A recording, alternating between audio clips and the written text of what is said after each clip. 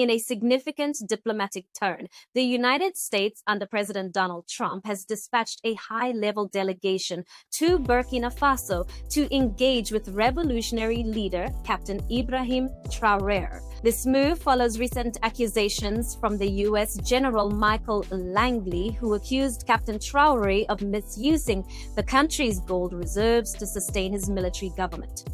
However, in a dramatic reversal, Langley has recanted these claims, which many view as a reluctant apology spurred by Traoré's demand for accountability during an interview in Russia. We will cover this and more in this episode, but before we get to it, if you are joining us for the first time, you're welcome to AM News. Please don't forget to like the video and share it for everyone to see. I will be back in a minute.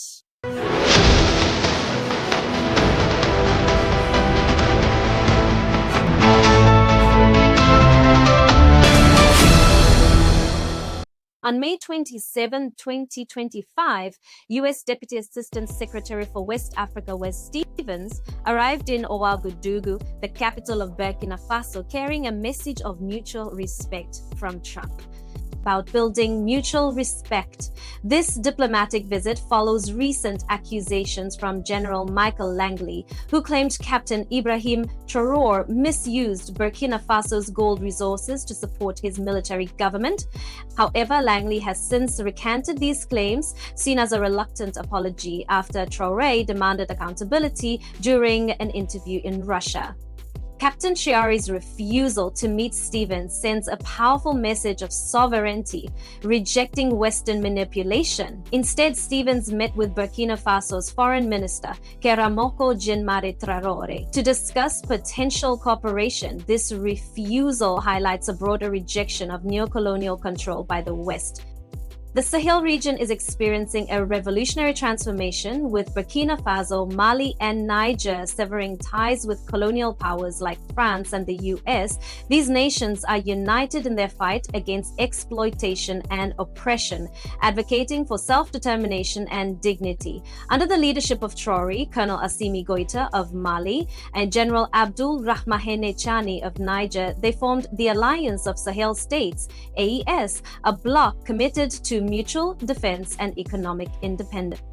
The AES has expelled thousands of French troops and terminated exploitative security pacts like the G5 Sahel.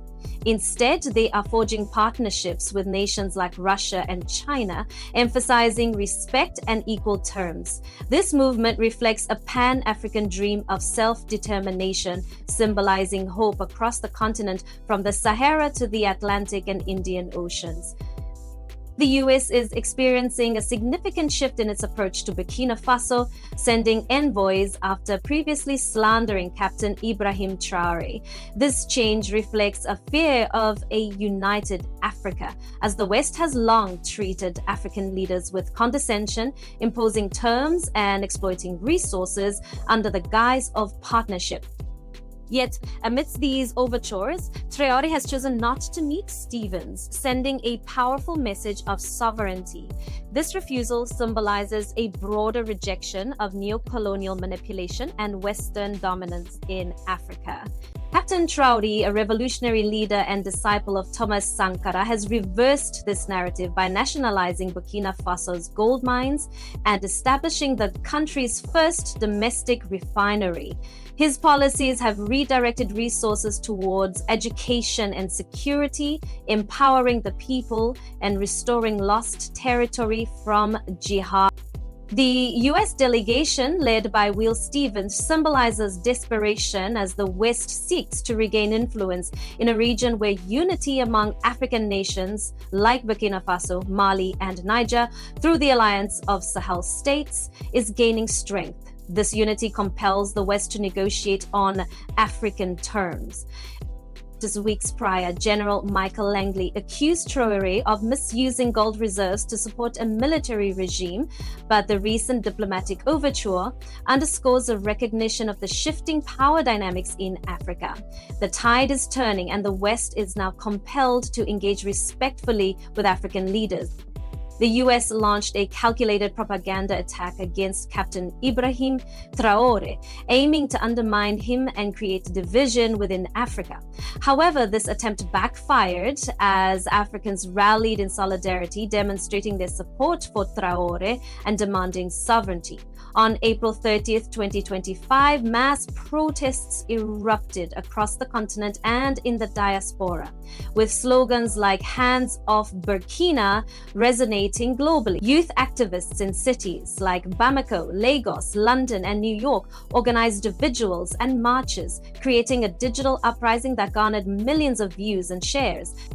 A significant turning point occurred on May 27, 2025, at the African Chiefs of Defense Conference in Nairobi. General Michael Langley faced tough questions from Kenyan journalist Yvonne Akwara and was forced to retract his earlier accusations against Traoré, instead praising Burkina Faso's progress. This pivotal moment was not coincidental. It stemmed from Traoré's powerful demand for a public apology made during a speech in Moscow on May 9, 2025, where he asserted Africa's right to self-determination alongside President Vladimir Putin.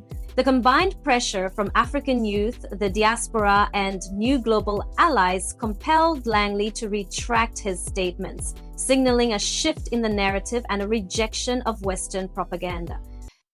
The Sahel region is witnessing a revolutionary wave, with Burkina Faso, Mali, and Niger severing ties with former colonial powers, France, and the US. These nations are united in their fight against exploitation and oppression, challenging the status quo that has long marginalized African voices.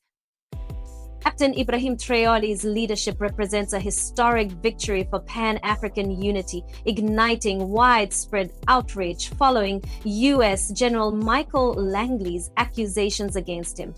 Youth across Africa, from Monrovia to Mogadishu, rallied in support, chanting slogans and demanding an end to neocolonialism.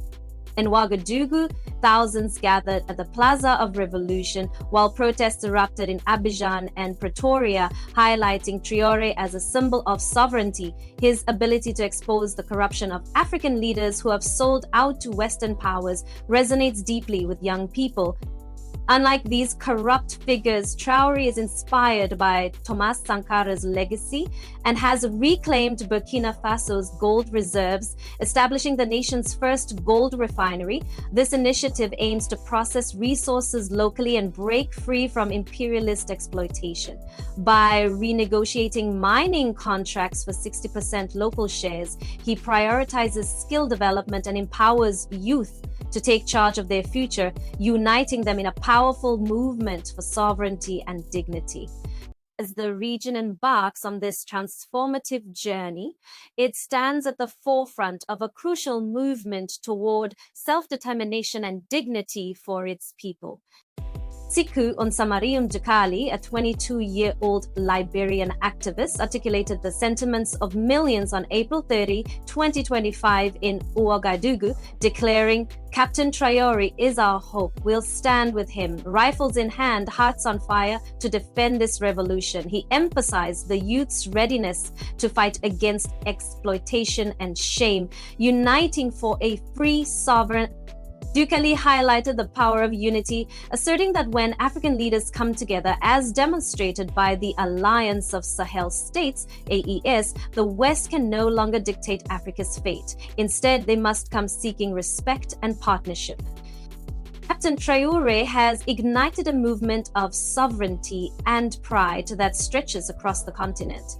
The recent US delegation and Langley's reversal signify a shift in power dynamics, with Africa rising confidently. Burkina Faso, Mali, and Niger are at the forefront, aiming to ensure that their resources benefit their people rather than foreign interests. Dukali called for steadfastness in protecting Traoré and building a dignified, sovereign Africa, echoing the aspirations of ancestors who fought for freedom. He proclaimed, "Either homeland or death, we will win," reinforcing a commitment to the revolutionary cause.